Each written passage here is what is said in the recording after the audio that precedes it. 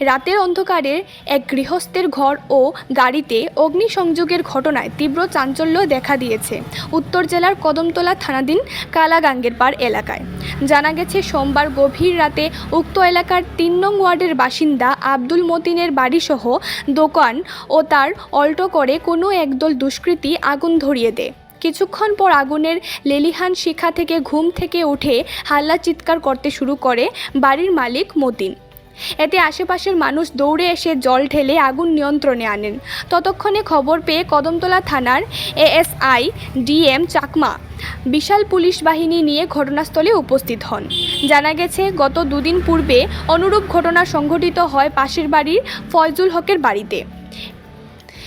অনুরূপ কাণ্ড ঘটে উক্ত এলাকার কুশিয়া মৌলভীর বাড়িতে। প্রতিটি ঘটনায় এলাকাবাসী তৎপর থাকায় তেমনি ক্ষয়ক্ষতি হয়নি উল্লেখিত মালিক পক্ষের।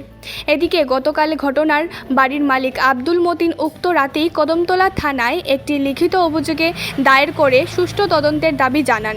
দুদিনের মধ্যে পরপর 3টি বাড়িতে আচমকা অগ্নি সংযোগের ঘটনায় এলাকা জুড়ে তীব্র চাঞ্চল্য সহ এলাকার সচেতন মহলে নানা প্রশ্নচিহ্ন দেখা দিয়েছে।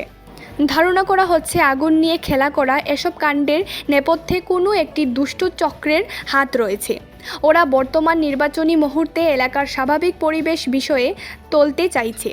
এদের চক্রান্তে গত রবিবার এলাকার এক হিন্দু বাড়িতে গরুর কাটা মুণ্ড রাখা হয় বলেও ধারণা করা হচ্ছে। পুলিশ সঠিক তদন্তে এসব কাণ্ডে জড়িতরা ধরে পড়বে বলে আশা ব্যক্ত করেছেন স্থানীয়রা। ত্রিপুরা থেকে ভানুচন্দ্রের রিপোর্ট, আসাম প্রাইম নেটওয়ার্ক।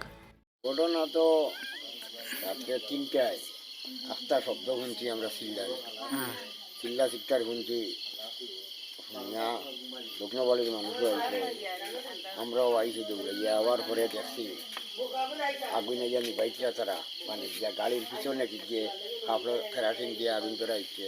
আর দোকান আসলো, দোকানের তেরপালও আগুন ধরাইছে, ভিতরে আগুন ঢুকছে না।